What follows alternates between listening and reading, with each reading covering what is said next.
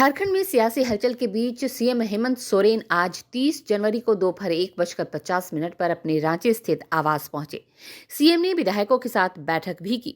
हालांकि वो रांची कब और कैसे पहुंचे, इसको लेकर अभी तक कुछ साफ जानकारी सामने नहीं आई है। इस बीच कल मुख्यमंत्री कार्यालय से ईडी को एक मेल भेजा गया है, जिसमें 31 जनवरी को पेश होने की बात कही गई है।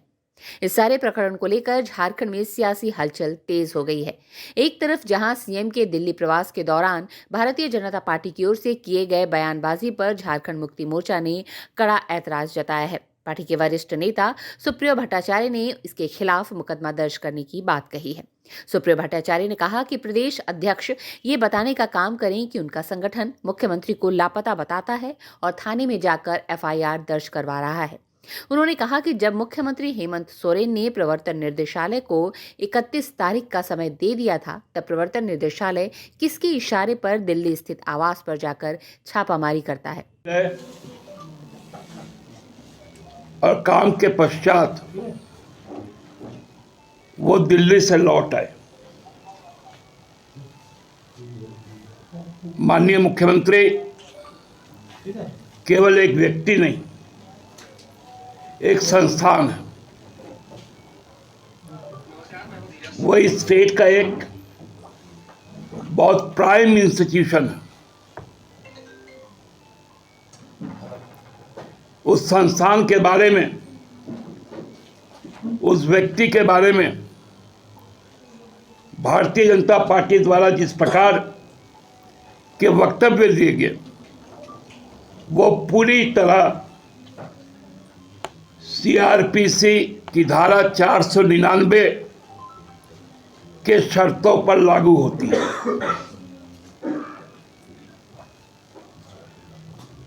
सीआरपीसी 499 जिसमें मानहानि की बात की गई, वो एक संयुक्त अक्षर है।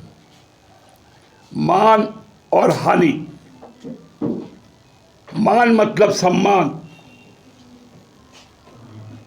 हानि मतलब उस सम्मान के प्रति अपशब्द कहना, अपमान करना।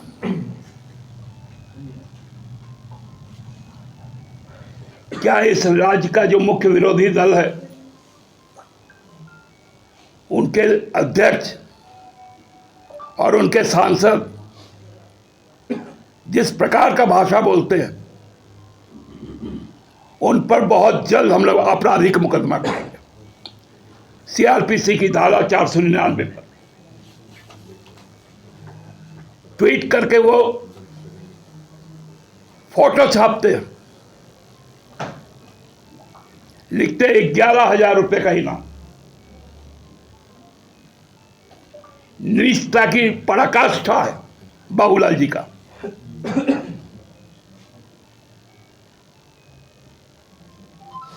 ये कहां कहां जाते थे, कभी किसी को बताया इन्होंने? कहां लापता हो गया? भाषा भी नहीं मालूम आपको? मैं तो अपनी पार्टी की ओर से 11 लाख तक खर्चा करूंगा। जो मनोचिकित्सक बाबूलाल जी को, उनके दिमाग की हालत को ठीक कर दे, पार्टी 11 लाख रुपए उसमें खर्चा करेगी।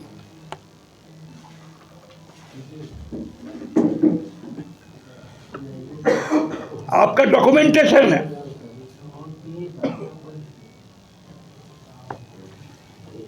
क्या करवा रहे हैं अपने लोगों से? आपका संगठन थाना जाता है।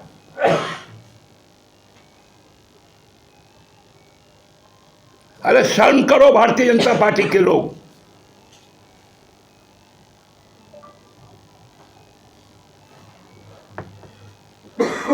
लंबा लंबा बात। जब माननीय मुख्यमंत्री कल ईडी को बुलाए 31 को, किसके आदेश पे ईडी? समय के पहले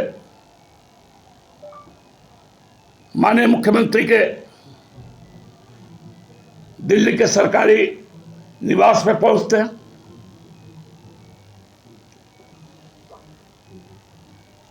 और ये कहा जाता है कुछ एजेंसियों द्वारा 36 लाख रुपए मिले।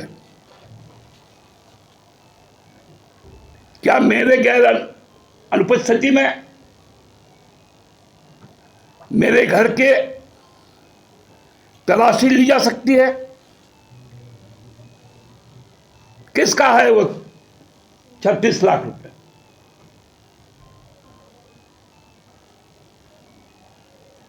क्या वो ईडी के द्वारा या बाबूलाल जी के द्वारा वो प्लांट नहीं किया गया?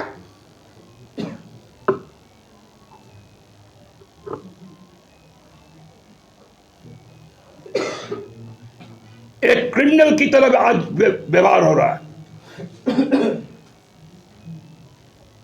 खुलेआम गुंडागर्दी हो रहा है। वहीं दूसरी ओर भाजपा प्रदेश अध्यक्ष बाबूलाल मरांडी ने पलटवार करते हुए कहा कि जब केंद्रीय एजेंसियों से झारखंड के मुख्यमंत्री खुद भागते फिर रहे हैं तो राज्य की जनता को सुरक्षा कैसे मिल सकती है? राज्य का मुख्यमंत्री जब चुपके से दिल्ली से भागे तो उस समय का दृश्य कैसा रहा होगा? उन्होंने होटवार जेल की ओर इशारा करते हुए कहा कि भाजपा आंदोलन करके उनको असली जगह पर पहुंचाकर रहेगी। उनसे अब जनता कैसे भरोसा करेंगे? नौजवान क्या भरोसा आप करेंगे? जिस राज्य के जो मुख्यमंत्री ईडी से डर के मारे भागते फिरे, सीबीआई से डर के मारे भागते फिरे, छुप करके दिल्ली से भाग करके रांची आ जाए, तो आप समझ सकते हो कि इस राज्य के कहां चला जा रहा है और उससे इस राज्य की जनता को सुरक्षा कैसे मिल सकती है? ये तो लगता है कि अपराधियों के एक गिरोह को इन्होंने खड़ा कर रखा है। भारतीय जनता पार्टी चाहे वो कितनों किला बना ले, भारतीय जनता पार्टी इसको छोड़ेगी नहीं। हम सब लोग इसको आंदोलन करके और उनकी जहां असली जगह है वहां पहुंचा करके हम सब लोग विश्राम करेंगे। कब तक ये भागेंगे? और मैं तो बार बार कहता हूं, ये भागते भागते इनको एक दिन होटवार तो जाना ही पड़ेगा। और ये तो हमें याद कराया उनके अपने पिताजी का, जब वो कोयला मंत्री थे, पार्लियामेंट में बैठे हुए थे और वहां पर किसी एमपी ने अखबार में जो छापा था पत्रिका में, उस पत्रिका को उन्होंने लहरा दिया। प्रधानमंत्री वहीं बैठे हुए थे, वो पीछे से उठ करके वहां से भागे और कई एक दिनों तक भागे रहे। आप सब लोगों को पता है, लेकिन उसके बाद अंत भी क्या हुआ, उसकी अंत की परिणति वो भी आप सब लोगों को पता है। उस समय कोई बीजेपी की सरकार नहीं थी, उस समय कोई क्या बोलते हैं मोदी जी नहीं थी और अमित शाह जी भी नहीं थे। उस समय तो मनमोहन सिंह के गवर्नमेंट में ये खुद मंत्री थे और वहां से भाग करके, और बाद में मनमोहन सिंह बेचारा इधर उधर देख रहे कहाँ है, खोज रहे हैं, ये तो फरार। और फिर बाद में उनको जाना ही पड़ा, क्या बोलते उसको, ससुराल कहिए या जाना ही पड़ा। तो मैं कभी कभी सुन करके मैं कल्पना करता हूं कि ये व्यक्ति मुख्यमंत्री है और मुख्यमंत्री दिल्ली से चुपके से भागा, तो वो दृश्य कैसा रहा होगा? जो व्यक्ति पुलिस से डरता है, क्या बोलते हैं, डर रहा हो, ईडी से डर रहा हो, सीबीआई से डर रहा हो, तो झारखंड की जनता की वो हिफाजत क्या कर सकते हैं?